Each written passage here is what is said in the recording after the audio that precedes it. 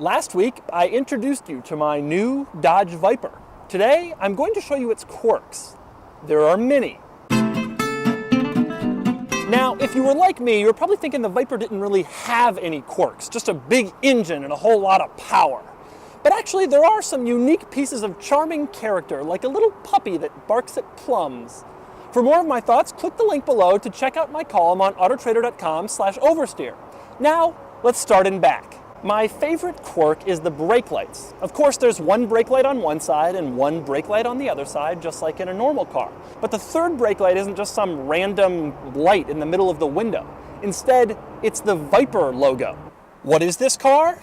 Viper. What is this car? Viper. What is this car? Viper. Another great rear quirk is something I did myself. I went in to register the car at the DMV last week and the clerk said, "Do you want to get the Conserve Wild Resources license plates?" I drive an 8-liter V10 car with 450 horsepower and an EPA rating of 11 miles per gallon.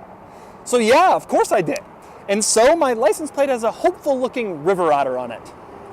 While we're in back, another interesting quirk that'll probably freak you out unless you've owned one of these before, in which case you'll find it totally normal, the tires. The Viper has a very unusual rear tire size, 335 width, but only 17-inch wheels.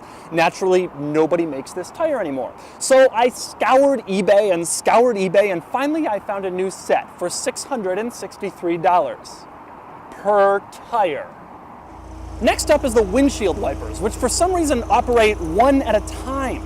The only comparison I can make is it's like I dream of Jeannie right before she activates her magical powers.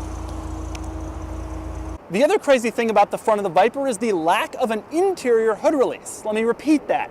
There is no interior hood release. It's only exterior. In other words, if you're ever walking through a parking lot and you spot a Viper and you want to check out that sweet V10, it's just one latch here and one latch here and you're in. Be careful when you're opening the hood though. I'm told a new one is $15,000. Now, let's talk about the doors. For some reason that's completely beyond me, they open electronically, which means that if your battery dies, there's only one way in. You have to use the key to open the back hatch glass, then climb into the car and pull the emergency interior door release, which is mechanical. Otherwise, you're screwed. Or you could just wait and hope that some helpful passerby comes along and opens up the hood and puts in a battery on his own. Speaking of the doors, here's another great quirk about this car. Nothing can be closed normally. You have to slam the rear glass. You have to smash the doors.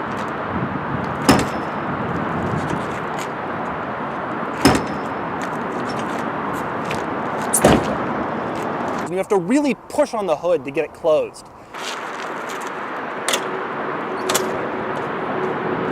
I get the sense that this car wants you to be as masculine and brutish as it is, otherwise it won't respect you. Inside, a couple of weird quirks stick out, one of which literally sticks out. It's the parking brake. I mean, look at this thing. It's probably the least disguised interior accessory ever. You've got normal interior, normal interior, normal interior, and then, giant parking brake sticking out from the middle. Another thing that people are finding weird is that the Viper's seatbelt comes from the center and not from the door pillar, which means that when you climb inside the driver's seat, you reach over your right shoulder to put on the seatbelt, which takes some getting used to.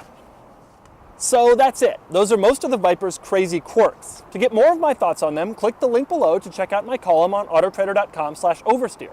And don't forget to follow along on Twitter and on Facebook because I leave tomorrow for my crazy 6,000-mile epic Aston Martin road trip across the country. Viper. What is this car? Viper. What is this car? Viper.